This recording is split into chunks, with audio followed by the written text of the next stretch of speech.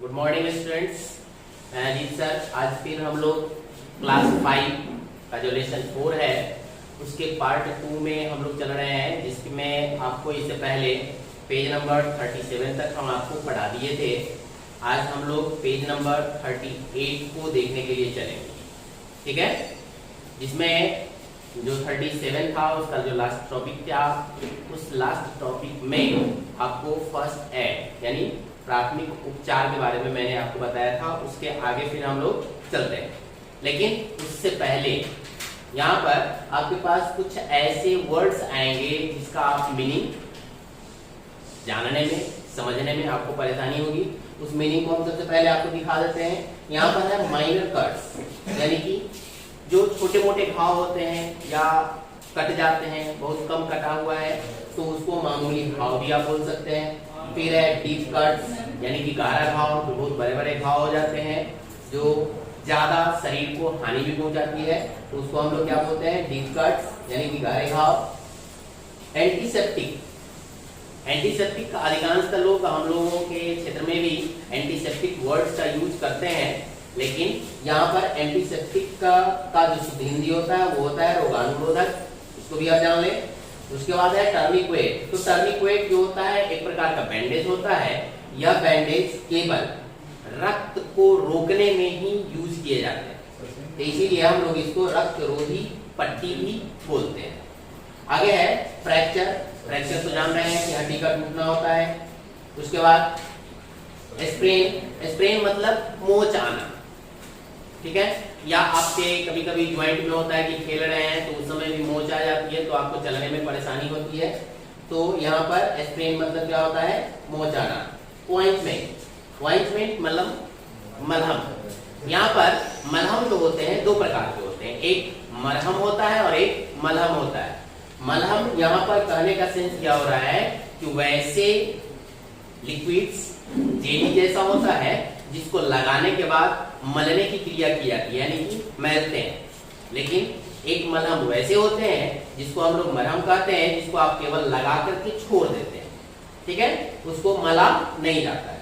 फिर है आगे विक्टिम्स। विक्टिम्स मतलब होता है पीड़ित। अगर कोई आदमी किसी चीज से ग्रसित है, कोई बीमारी से, तो उसको हम लोग क्या बोलते हैं, पीड़ित व्यक्ति बोलते हैं। या फिर अगर आप पर किसी बीमारी को अगर आप ले जाते हैं या किसी दुर्घटना से ग्रसित हो जाते हैं, तो वैसे व्यक्ति के लिए हम लोग विक्टिम्स का उपयोग करते हैं। फिर है आपके पास माइनर बर्न्स। माइनर बर्न्स कहने का मतलब कभी कभी क्या होता है क्या कि छोटे से पार्ट्स में हमें जल जाता है। जैसे आपको अगरबत्ती से अगर जल गया तो वो माइनर बर्न्स बोलेंगे उसको, क्योंकि छोटे से उसमें फफोले आते हैं।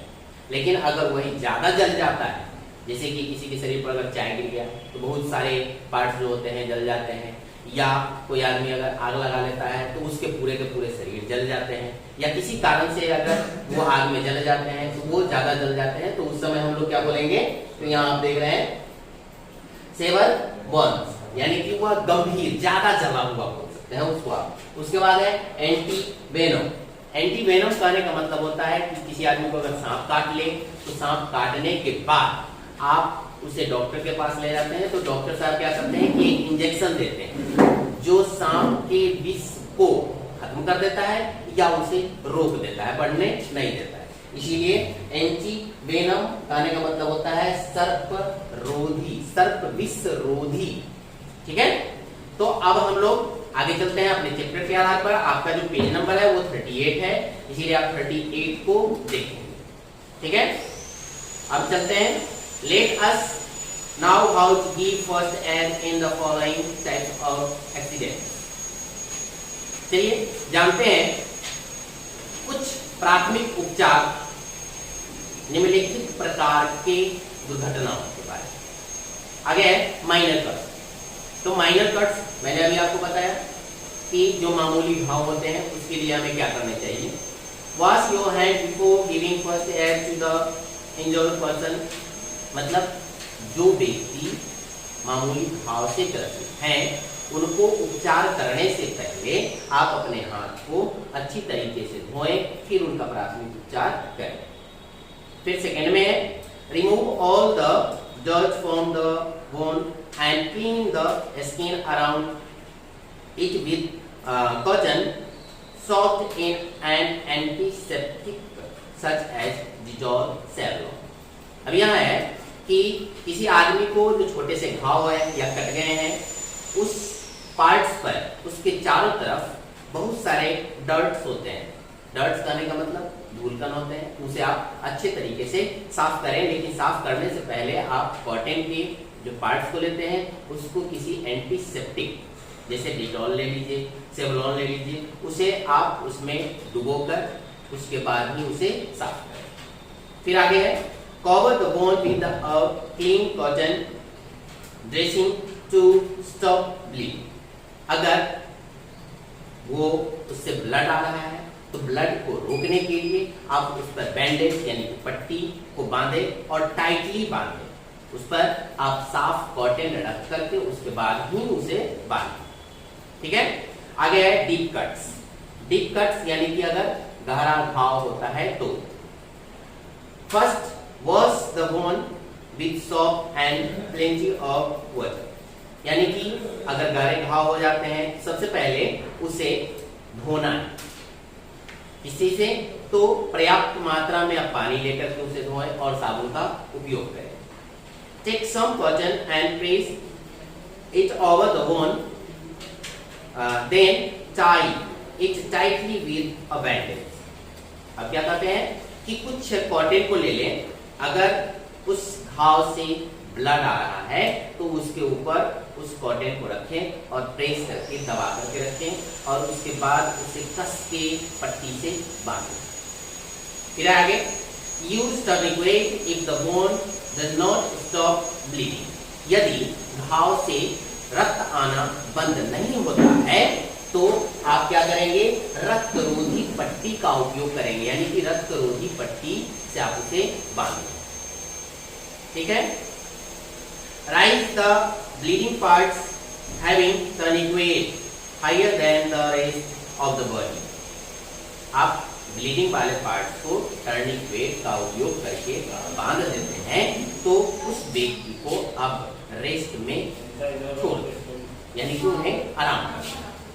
ठीक है। A deep wound must be shown to a doctor। यदि ज्यादा गहरा घाव है तो आप उसे डॉक्टर को दिखाएं। आगे है नोज ब्लीडिंग, यानी कि नाक से ब्लड आना। आप अक्सर देखते होंगे बहुत सारे बच्चे आपके स्कूल में भी आते हैं जिनके नाक से ब्लड आते हैं, या फिर आप अपने आस पड़ोस में भी देखते होंगे कि उनके नाक से ब्लड आने लगते हैं। तो उनके लिए भी आप इन सभी चीजों को, इन सभी सावधानियों को और फर्स्ट एड की जगह पर आप उपयोग कर सकते हैं। In case of nose bleeding, यदि किसी कारण से नाक से ब्लड आते हैं, ठीक है, keep the injured person stand straight or lay him down, keeping his head back and close his nose tightly। अब यहाँ क्या करना है कि किसी कारण से अगर नाक से ब्लड आते हैं तो उस पीड़ित व्यक्ति को क्या करना है, सीधे खड़ा कर देना है, या उन्हें आप लेटा दें। आपको लेटाने कैसे है, तो उनके सर को बॉडी से नीचे की ओर, यानी कि उनके सर जो होंगे, अगर आप किसी चौकी पर, हाथ पर अगर लेटाते हैं तो उनके सर को नीचे की ओर कर दें, यानी कि हाथ और चौकी से बाहर करके उनके सर को नीचे की ओर रख देंगे और उनके नाकों को टाइटली, ऐसा ना कि ज्यादा देर तक ही पकड़ के नहीं रखना है, टाइटली उनको तब तक पकड़ के रखे जब तक कि ब्लड आना बंद ना हो जाए, और उनको कहे कि तब तक मुंह से सांस ले। ठीक है। आगे put a wet towel on his head, it will stop bleeding in few minutes। अब आप उनके सर के ऊपर भीगे हुए तौलिए को डाल दें तो आप देखेंगे कि कुछ ही मिनटों में उनके नाक से ब्लड आना बंद हो जाए। आगे ask the patient to breathe through his mouth। यहाँ पर मैंने अभी इससे पहले आपको बताया था कि आप उन्हें पेशेंट को, यानी कि जो ग्रसित व्यक्ति हैं, बीमार व्यक्ति हैं, उन्हें बताएं कि आप तब तक मुंह से सांस लें। ठीक है। For heavy bleeding consult the doctor immediately. अगर ज्यादा खून आ रहे हैं नाक से तो आप तुरंत डॉक्टर से संपर्क करें। आगे है फ्रैक्चर। फ्रैक्चर मतलब हड्डी की टूट। यानी कि हड्डी का टूटना। Never try to move the fractured part but give it some support and wide it properly. यानी यदि फ्रैक्चर हड्डी टूट जाती है तो उस पार्ट्स को कोई मूवमेंट न कराएं, यानी कि कहीं भी हिला डुला या घुमाने की क्रिया को न करें, उन्हें एक सपोर्ट दे दें और उचित तरीके से, जैसे कि हाथ अगर टूट जाते हैं तो हाथ को गले के निकट लेकर के उसको लटका के रखेंगे। अगर पैर में फ्रैक्चर हो जाता है तो केवल उन्हें लेटे रहने के लिए बोलें, पैर को मोड़ने वगैरह के लिए नहीं कहा है। तो यहाँ पर वही कह रहा है कि एंड बेंड इट प्रॉपरली, उसे उचित तरीके से मोड़कर रखें। If a bone is in the hand is broken, make a sling using a cloth or a bandage। अब यहाँ पर स्लिंग यूजिंग कार्य का मतलब हो जाता है कि गले में माला की तरह लटकाकर हाथ को उसमें फंसा कर, ठीक है। स्लिंग यूजिंग इसी का मतलब होता है। यदि हाथ की हड्डी टूट जाती है तो आप स्लिंग का यूज करें, स्लिंग को बनाएं, अपने गले में लटकाएं और उसमें अपने हाथ को लटका के रखें। तो इसको बनाने के लिए आप दूसरे कपड़े या बैंडेज का उपयोग करते हैं। The sling gives support to the arm and prevent it movement. यह स्लिंग जो होता है, गले में जो लटकी हुई माला की तरह होती है, वह आपके हाथ को, आपके बाजू को घूमने नहीं देगी, यानी कि हिलने नहीं देगी और उसे सुरक्षा भी प्रदान करेगी। In case the fracture of foot, यदि पैर टूट जाते हैं, पैर की हड्डी टूट जाती है, keep both the feet together and then tie them with a cotton strip to keep the fractured foot straight, never let the feet move. अब यहाँ पर है, यदि आपके पैर की हड्डी किसी कारण से टूट जाती है तो आप सबसे पहले क्या करें कि दोनों पैर को एक साथ रखें। जब आप एक साथ रख लेते हैं तब आप उस हड्डी, टूटे हुए हड्डी वाले पार्ट्स को आप सीधे करके उसे बैंडेज के माध्यम से टाइटली सीधे करके बांधें और पैर को मत हिलने डुलने दें, यानी कि उसको मूव नहीं करना। Loss all the clothes of the injured and make him her to rest। जो पेशेंट हैं उनके सभी कपड़े जो, ताकि उनको ठंडक महसूस हो, ऐसे करने के लिए जो भी अंदर का कपड़ा होगा उसको केवल छोड़ देंगे। बाहरी जैसे कि शर्ट हो गया, पैंट हो गया, जो फुल पैंट होते हैं या जींस पहने हुए हैं, तो इन सबको खोल दें ताकि पेशेंट को, इंजर्ड पर्सन जो है, उनको आराम मिले और रेस्ट करने दें, आराम करने। ठीक है, आगे है स्प्रेन। स्प्रेन मतलब होता है मोच आना, या अधिकांशतः जहां पर ज्वाइंट होती है हड्डियों की वहां पर होते हैं। तो use a cold ice pack. अगर मोच हो जाती है तो ठंडे बर्फ के जो पैकेट होते हैं उसका आप उपयोग करें, यानी कि उसको ऊपर रखें। फिर है ointments such as Iodex, Relaxide etc can be lightly rubbed over the sprain joint 2 or 3 times a day। अब यहाँ पर मलहम का उपयोग करें और उस मलहम को धीरे धीरे मले, कहाँ, मोच वाले स्थान पर। कितने बार? तो दिन में 2 से 3 बार। A sprain joint should not be moved to make it heal fast। अब यहाँ पर है कि जिस व्यक्ति को अगर स्प्रेन यानी कि मोच हो गई हो, वह व्यक्ति ज्यादा तेजी से न चले न दौड़े। ठीक है, अब आगे है माइनर बोन्स, यानी छोटे से जले वाले पार्ट्स के उपचार की। Keep the bones early under cold running water for a few minute, यानी कि जो आपका जला हुआ छोटा सा पार्ट है उसको आप चलते हुए ठंडे पानी में कुछ मिनटों तक धोएं। ठीक, then apply ice cups on the burned area. अब उस जले हुए पार्ट्स पर जो छोटे बर्फ के टुकड़े होते हैं उसको आप रखें। Apply N antiseptic like Burnol on the burned part. अब जब कुछ देर रखते हैं तो बर्फ तो पिघल जाएगी।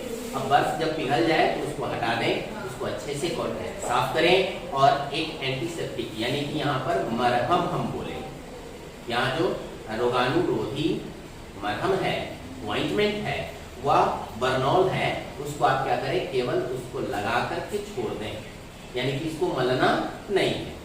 ठीक है, अब आगे देखते हैं।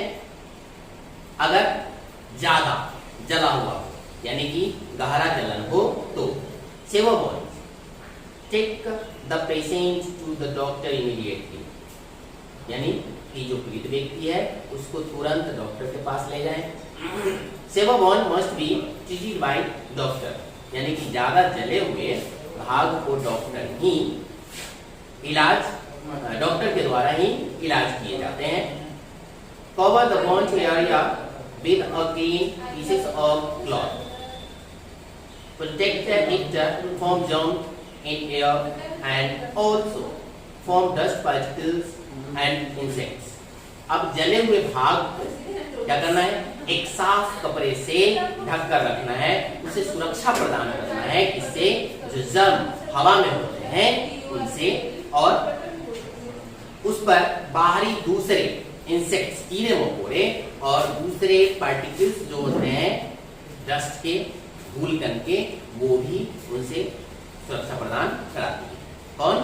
जो आप क्लीन कपड़े से ढकते हैं। आगे है केमिकल बॉन्ड, यानी कि रसायनों के द्वारा, कुछ रासायनिक पदार्थ होते हैं जो आपको जला देते हैं, जिसमें एसिड आते हैं। अगर किसी रासायनिक पदार्थ से जल जाते हैं तो उसके लिए हमें क्या करना चाहिए, wash the affected area with plenty of water to remove the chemical, यानी कि जो जले हुए पार्ट्स होते हैं, जो जले हुए भाग हैं, उसको खूब पर्याप्त मात्रा में पानी से अच्छी तरीके से धोएं ताकि उस पर जो वो रसायन है, वो केमिकल्स है, वो हट जाए। फिर आगे give first aid as for the other one, और उसको आप प्राथमिक उपचार दे सकते हैं, मतलब देते हैं किस रूप में, तो जैसे नेचुरल जो ऐसे जल जाते हैं या आग से जल जाते हैं, उसके आधार पर आप उसका उपचार करते हैं। In case of clothes burn, यदि कपड़े से जल जाते हैं, यानी कि किसी आदमी को आपने देखा होगा कि अगर किचन में जाते हैं और वो उनके साथ में अगर आग पकड़ लेता है तो वो उनके साथ कपड़े भी होते हैं, तो वो कपड़े की स्थिति में अगर जलते हैं तो उनके लिए हमें क्या करना चाहिए, उसके बारे में हम जानेंगे। The person who has catch fire should be immediately wrapped up in a thick blanket, never prick the blisters। अब यहाँ पर है कि अगर जो व्यक्ति को कपड़े में आग पकड़ लेता है तो उन्हें चाहिए कि तुरंत किसी मोटे कपड़े, जैसे कि कंबल है, तो कंबल से उन्हें क्या करेंगे, हम रैप कर देंगे, यानी कि पूरा जगह उन कंबल से लपेट देंगे। अब इससे क्या हो जाएगा कि आग जलना बंद हो जाएगा। जब आप कंबल को हटाएंगे तो उनके जो फफोले आ जाते हैं, ठीक है, ब्लिस्टर्स आ जाते हैं, तो उस ब्लिस्टर्स को भी कभी मत तो उसको हटाएं उस समय। आगे put the burned part in cold water but not in too cold, यानी कि उन्हें ठंडे पानी से, जो नॉर्मल ठंडे पानी होते हैं उससे धोएं, लेकिन ज्यादा ठंडे पानी से नहीं धोना, ठीक है। आगे है give liquid feeds to the injured person in amply quantity. यहाँ पर जो जले हुए व्यक्ति हैं उनको हार्ड भोजन, जैसे कि रोटी सब्जी हो गया, दाल चावल हो गया, तो ये नहीं खिलाने, उनको खिलाने किस प्रकार के भोजन है, तो जो लिक्विड होते हैं वह लिक्विड भोजन ही आप उन्हें दें, लेकिन ज्यादा नहीं, उन्हें कम कम मात्रा में थोड़ी थोड़ी देर पर देते रहे। आगे है fire with in a building, अगर किसी घर में आग लग जाती है तो उसके लिए हम लोगों को क्या करने चाहिए, call the fire fighters at once. सबसे पहले हमें क्या करना चाहिए, कॉल करना चाहिए, संवाद पहुंचाना है किसको, फायर फाइटर, यानी कि फायर एक्सटिंग्विशर जो पुलिस होते हैं उनको हमें कॉल कर देना है, ठीक है। Never should try to control the fire using water and sand, आपके जो पड़ोस के लोग हैं उन्हें चाहिए कि वे नियंत्रित करें आगों को पानी और बालू से। In case of short circuit turn off the main switch. यदि शॉर्ट सर्किट के कारण यदि आग लगते हैं तो सबसे पहले हमें क्या करना चाहिए, तो मेन स्विच जो है उसको बंद कर देनी चाहिए। Extinguisher should be used. They should be used instead of water and sand for putting out fire. अब extinguisher जो होते हैं, अग्निशमन पुलिस जो होते हैं, वो क्या करते हैं कि उपयोग करने चाहिए उन्हें पानी और सबसे ज्यादा बालू का फायर को कम करने के लिए। तो यहाँ फिर आपके पास एनिमल्स बाइट्स जो अगला टॉपिक है। एनिमल्स बाइट मतलब जानवरों के काटने से, ठीक है। यहाँ पर काटने का मतलब हम बता रहे हैं आपको कि बहुत सारे जानवर डंक मारते हैं और बहुत सारे जानवर अपने मुंह से काट लेते हैं। तो यहाँ the saliva of animals like dog, cat, monkey, wolves, etc. contain virus of a very dangerous disease called rabies. So it is very important to treat animal bites immediately. अब यह है कि जानवर जो आपको काटते हैं वह उनमें से आपके जो आस पड़ोस में जानवर होते हैं वही काटते हैं। तो उनमें से आपके पास क्या होते हैं, कुत्ते हैं, बिल्ली हैं, बंदर हैं, भेड़िया हैं इत्यादि बहुत सारे जानवर होते हैं। तो इनके लार में, सैलिवा मतलब लार जो उनके मुंह में होते हैं, उस लार में एक वायरस होता है। वह एक बहुत ही खतरनाक बीमारी को जन्म देती है जिसका नाम है रेबीज। यानी कि उस बीमारी को हम लोग क्या कहते हैं, रेबीज कहते हैं। इसीलिए उनका उपचार तुरंत बहुत ही महत्वपूर्ण होता है। तो इसीलिए एनिमल जब भी काटते हैं किसी आदमी को तो उन्हें तुरंत क्या करना चाहिए, डॉक्टर के पास ले जाना चाहिए। लेकिन उससे पहले हमें क्या करना चाहिए उसको आप जानते हैं। Wash the beaten parts with the soap and water to wash away germs contained in the saliva. सबसे पहले जो बीटन पार्ट्स हैं यानी कि काटे गए जो भाग हैं जानवर के द्वारा जो किसी मांस के टुकड़े को या किसी पार्ट को काट लेता है, तो वैसे पार्ट्स को हमें साबुन और पानी से अच्छी तरीके से धोने चाहिए ताकि उसमें जो जर्म्स हैं सम्मिलित उस लार में वह धुल के हट जाए। उसके बाद apply N antiseptic on the wound और उस घाव पर एंटीसेप्टिक मरहम को लगाएं जो रोग रोधी मरहम होते हैं। आगे take the victims to the doctor immediately. अब पीड़ित व्यक्ति को तुरंत डॉक्टर के पास ले जाए। आगे in case of snake bites, सांप काटने की स्थिति में do not move the victim, यानी पीड़ित व्यक्ति को घूमने के लिए न दे, मतलब पीड़ित व्यक्ति को घूमने न दे।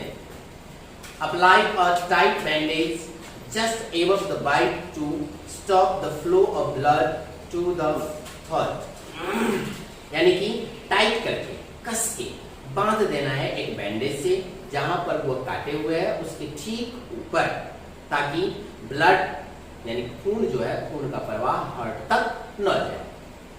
Take the victims to the doctor. The doctor gives anti venom injections.